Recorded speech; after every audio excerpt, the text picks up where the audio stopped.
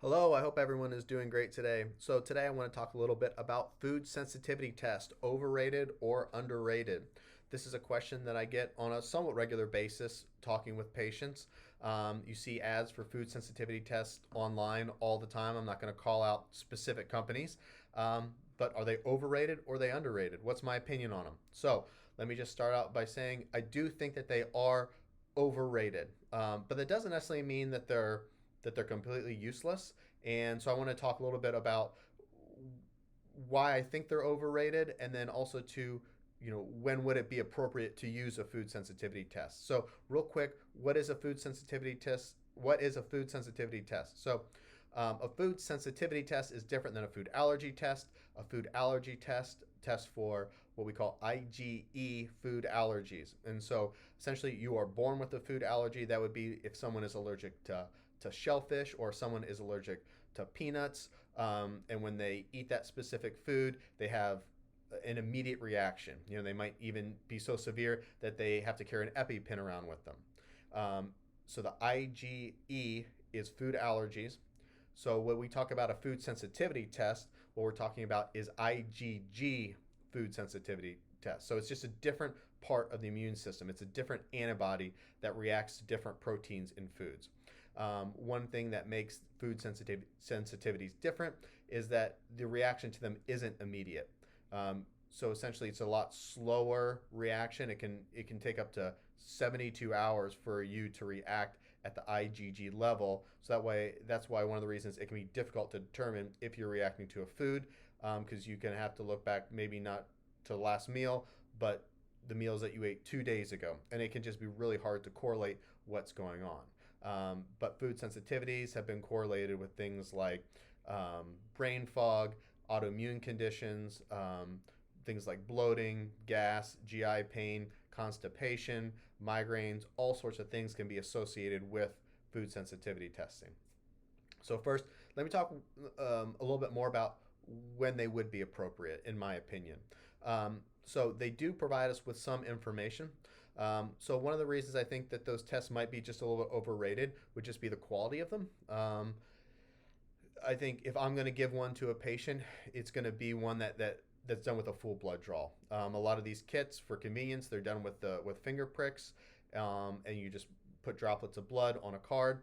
I've actually done one before, and they're very easy, very user friendly, and that's one of the reasons that they're pretty popular.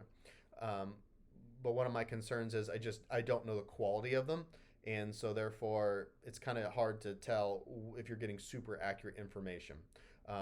I do occasionally recommend a food sensitivity test, but when I do, I use a company that provides a very high quality one that requires a full blood draw. And one of the other things that's different about the one I use is the lab company I use for a food sensitivity test. They test it against cooked and uncooked proteins in their food list. So one of the things that breaks down proteins in food is heat. So if you're and I don't know in a lot of these food sensitivity tests that you get direct from the companies if they're testing against cooked or uncooked protein. So what does that mean? Obviously, we're not eating raw chicken, but are they testing it against raw chicken protein? Or maybe another one would be broccoli. So I mean, sometimes people eat broccoli cooked, sometimes they eat it uncooked. Does it make much of a difference?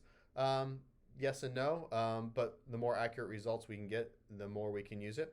The other thing too, I would say is want to use them for. Generally, I'll use them for more when people aren't just having gut related issues, and that's why they're really marketed. Hey, you're having these gut issues. Let's see if there's a food that you're being sensitive to. But if you're having food sensitivity issues, there's a lot of things that have to happen in order for the proteins of the food to even be getting into your body for your immune system to be reacting. So with that being said,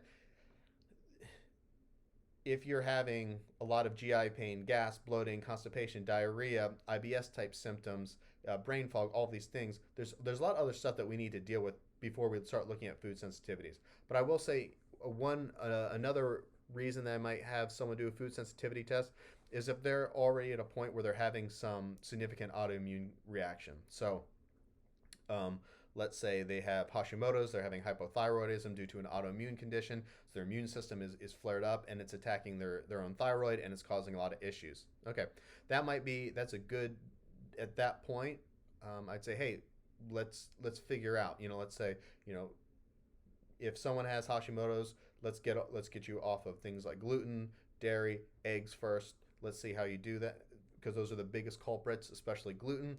And let's say they're not getting better, they're not getting better. Then hey, let's go ahead and do a food sensitivity test to see if there is something that you're reacting to, that you're some other food that you're eating on a regular basis. I remember one time um, I was working with a patient who had rheumatoid arthritis, and we were doing all the right things, but he still wasn't seeing improvement. So he did end up having a food sensitivity test, and raspberries for him were just off the charts. And they were one of his favorite foods. He ate a lot of raspberries, so we got him off raspberries, and he ended up doing quite a bit better, a lot less joint inflammation. So that would be a good instance uh, when you would actually want to use a food sensitivity test, when they can get you a lot of really good valid information, but we just want to make sure that that's a high quality test. um, so why I think that they may be a little bit overrated, um, and this is it. In order for you to be having reactions to foods, to the protein in foods, you actually, for the most part, have to have a lot of other gut dysfunction going on. So what is happening essentially is, the theory behind them is proteins that should not be entering into your body are entering into your body, because you have leaky gut. Sometimes it's called intestinal barrier dysfunction or gastric hyperpermeability, whatever you want to call it. So essentially, if you have a lot of food sensitivity issues, you also have leaky gut. So essentially, you should not be having full proteins being absorbed into your bloodstream. Pretty much only amino acids, like dipeptides, tripeptides. So like very very very very small proteins should be entering into your body. Just a chain of a couple amino acids, a couple peptides. So, but not full blown big proteins. And so, if those full size proteins are entering your body, you have other problems, and the food sensitivity is just a downstream issue. Um, that's why I think they're a little bit overrated. I'll talk patients having all these gut issues, like I've said, gastric pain, bloating, diarrhea, all these problems, and they take a food sensitivity test and it says, hey, you need to stay away from almonds, you need to stay away from bananas. Okay, you stay away from almonds and bananas, um, but that doesn't necessarily mean that it's going to heal their gut. That's going to solve the root cause of their issue. And so sometimes it can give people maybe a false sense of security, and we want to make sure that we're we're solving the issue. Okay, we're not just figuring out one part of it. Another thing is too, an IgG food sensitivity is just one small part of a problem you could be having with food. It just gives an explanation about one small area of your immune system that's flaring up when you're eating a food. So that being said, let's say you eat a lot of lectins. So let's say you really like beans. So beans have a lot of lectins in them, and you don't necessarily, and you're having a lot of gut issues, you're having brain fog, you're having diarrhea, you're having a lot of gastric pain. So you take a food sensitivity test, but beans don't pop up on it because you're not actually reacting to the proteins that are in beans that they're testing against. But you're having all these problems because the lectins in the beans are damaging the your intestinal barrier. They're floating around your bloodstream. They're attaching to cell walls, and they're causing all sorts of problems and disruption. Well, at that point, even though you're not having a food sensitivity to beans, you still need to get off lectins. So, hopefully that clears up a little bit about the IgG food sensitivity testing. So, if you're having a lot of GI issues, you may have seen these tests. So, should you take one? Should you not? They're not necessarily bad. They can provide some decent information. Let's say you took one and it gives you a whole list of foods that you're sensitive to. Um, I would say that the thing you need to do is actually work on healing your gut. You definitely, I would say, should maybe avoid some of those foods and see how you do, see if it changes things up.